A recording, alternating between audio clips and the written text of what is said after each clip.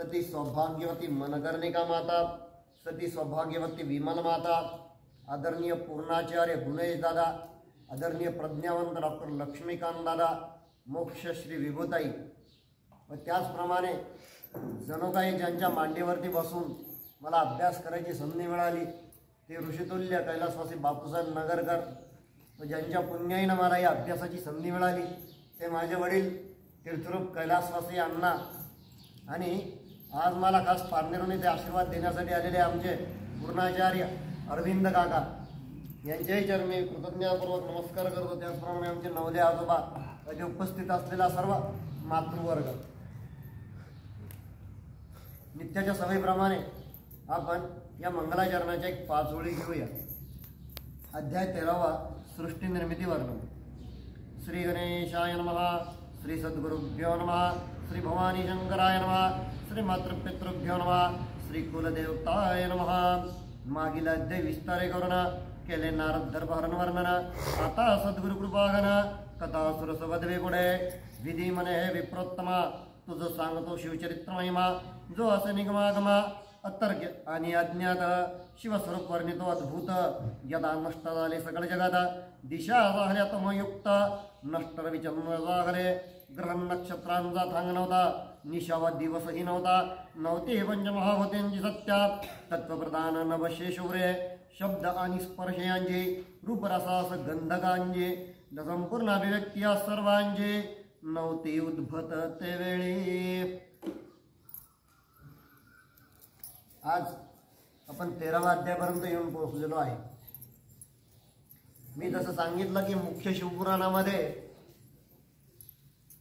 जे शिवपुराण शिवानी पार्वतीला सांगितलं त्या शिवपुराणामध्ये एकूण 12 खंड होते आणि 1 लक्ष त्याच्या उभे होते। त्याच्यानंतर व्यासांनी जे सांगितलं त्या शिवपुराणामध्ये 7 खंड आणि 24,000 ओव्या आहेत। आणि त्याचप्रमाणे बापूसाहेबांनी जे आता इथं शिवपुराण आपण बघतोय हे पूर्णवादी शिवपुराण यामध्ये 121 अध्याय असून 17,661 ओव्या या ग्रंथामध्ये आलेल्या आहेत। आणि त्या ग्रंथामध्ये पहिला खंड विश्वेश्वर संहिता ही संहिता संपून आता आपली दुसरा खंड रुद्र संहिता। पण या अध्यायाने त्या रुद्र संहितेतला जो पहिला खंड आहे त्याचं नाव आहे सृष्टीखंड आणि तो या अध्यायाच्या माध्यमातून तो आज पूर्ण होणार आहे। आणि उद्यापासून मग त्याच्यातला दुसरा खंड जो आहे तो सतीखंड म्हणजे रुद्र संहितेतला सतीखंड हा उद्यापासून आपला सुरू होणार आहे। नाही तर आज मला तसे 2 अध्याय घ्यायचे होते पण हा खंड संपून आपण जेव्हा त्या खंडाचा अभ्यास करू तर तेव्हा तो अत्यंत त्यांनी विस्तृत अशा पद्धतीने इथे मांडलेला आहे। म्हणजे जवळजवळ 14 अध्यायांचा त्यांनी एक अध्याय घेतला। एवढं मोठं शब्द सामर्थ्य बापूसाहेबांचं की नुसतं एका शब्दावर जरी तुम्ही म्हणाल ना तर तुम्हाला बोलता येईल हे त्यांचं शब्द सामर्थ्य हे त्यांच्यावरती महाराजांची असलेली कृपा।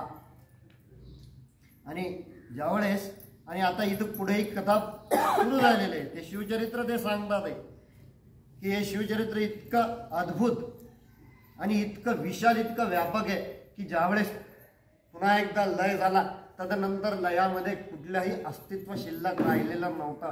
फक्त ते एक नभ तिथं होतं आणि त्याच्यानंतर सर्व जगत रवी चंद्र सूर्य ग्रह नक्षत्र रस रूप गंध स्पर्श हे सुद्धा नष्ट झालेले होते।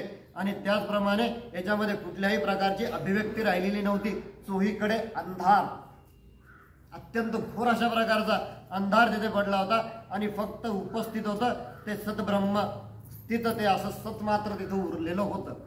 आणि त्याचप्रमाणे जे गुरुतत्व असतं ते गुरु लघुही नव्हतं आणि हे जे तत्व होतं हे ह्रस्वही नव्हतं दीर्घही नव्हतं लघुही नव्हतं आणि गुरुही नव्हतं। अशा प्रकारचं ते असून त्याच्यामध्ये ना बुद्धी तत्व होता ना लय तत्व त्याच्यामध्ये होतं आणि कोणत्याच प्रकारचं अस्तित्व आणि नास्तित्व असं हे त्याच्यामध्ये नव्हतं। मग हे ज्ञान झाल्यानंतर ते पुढे असं सांगतात की ते आधाररहित निराकार निर्विकल्प अशा प्रकारचं ते सत्वतत्व होतं। आणि त्याचप्रमाणे जे अद्वितीय अनादि उपद्रवरहित अनंत संकोच विकासरहित त्याचप्रमाणे चिन्मय अद्भुत तदनंतर एक सत्तत्व असं त्याच्यामध्ये ते निर्माण झालं. आणि म्हणून हे सर्व जे होतं ना हे त्या पूर्ण पुरुषाचे त्याने निर्माण केलेलं. आता पुढं काय काय सृष्टी होतीये ती आपल्याला बघायची. आणि एक ते सत्तत्व त्याने निर्माण केलं आणि द्वितीय तत्व त्यानं निर्मितीचं करून तेथे मात्र त्यानं काही वासना भाव त्यानं तिथे उद्भवले. आणि हे सर्व करत असताना त्या पूर्ण पुरुषाची जी निजमूर्ती आहे ती सर्वैश्वर्य गुणरूपक सर्व ज्ञानयुक्त शुभस्वरूप सर्वव्यापिनी सर्वरूप अशा प्रकारची त्याची ते स्वरूप आहे. त्या पूर्ण पुरुषाचं हे ते स्वरूप आहे. तदनंतर ते सर्वांना वंदनीय सर्वाद्य आणि दातुम्य अशा प्रकारचं ते त्याचं स्वरूप झालेलं आहे. आणि त्याचप्रमाणे हे सर्व करून पुढं तो अंतर्धान पावला. तदनंतर प्राचीन असे अर्वाचीन तेही त्याने तत्व निर्माण केले आणि त्या तत्वाला सदाशिव मूर्ती असं पुढे विद्वानांनी त्याला नाव दिलं. ही ती त्याची मूर्ती झाली. आणि त्याचप्रमाणे त्याच्याच मूर्तीतून कालांतराने पुढे एक शक्ती निर्माण झाली जिला आपण अंबिका असं म्हणतो, जिला पराशक्ती म्हणतो, जिला आपण अंबिका म्हणतो. ती सुद्धा त्याच्यातून उद्भूत झाली. तर ती कशी होती? ती अष्टभुजा होती. त्याचप्रमाणे ती अष्टभुजा असून सहस्त्र चंद्रांची असलेली तिची ही अंगकांती होती. विविध अलंकार तिच्या शरीरावरती तिनं धारण केलेले होते. आणि मात्र मग पूर्ण पुरुष कसा होता की तो अत्यंत कर्पूर गौर अशा प्रकारचा असून स्वर्धुनी गंगा त्याच्या मस्तकावरती होती. धवल अशा प्रकारची गंगा त्याच्या मस्तकातून वाहत होती.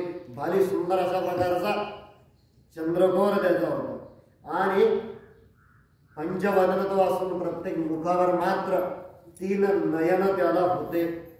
त्याचप्रमाणे तो त्रिशूलधारी असून दशभुजा मंडित अशा प्रकारची मनोहर त्याची कांती होती.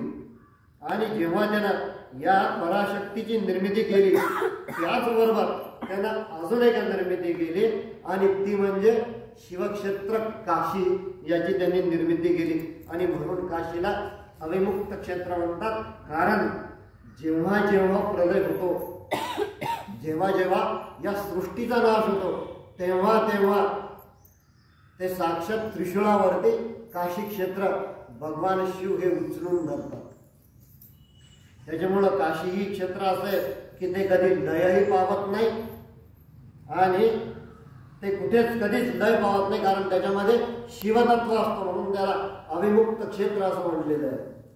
आणि म्हणूनच हे शिवशक्तीचं निवासस्थान आहे.